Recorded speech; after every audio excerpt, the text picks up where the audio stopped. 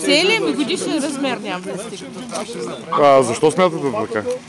Защото плащам 1000 и като стане 4 пъти, стане 4000. Аз получавам 3000 годишно. Добре, и все пак какво ще кажете за това, че това е атрактивен район на Варна? Тук имотите това, че няма са скъпи. канализация, че няма детско заведение, че няма детска площадка, че няма магазини.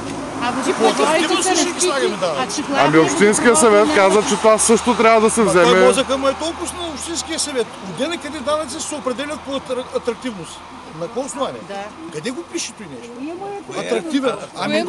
Главни, които са насяка да плащат по-малко. Септичните ями. Защото пък насяка лошо е сега. Там не е толкова атрактивно. Те, които са на слънце, ще бъдат повече плащат.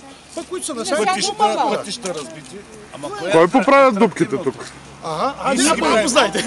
Отръпайте някой да го знаете. Без колето заведат, да видиш дупката, хората си я правят.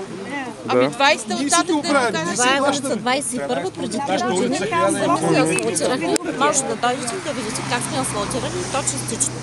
Това са дупки. Тук линейки отказваха да идват. Болните ги носят на ръце до 13-та улица. Да.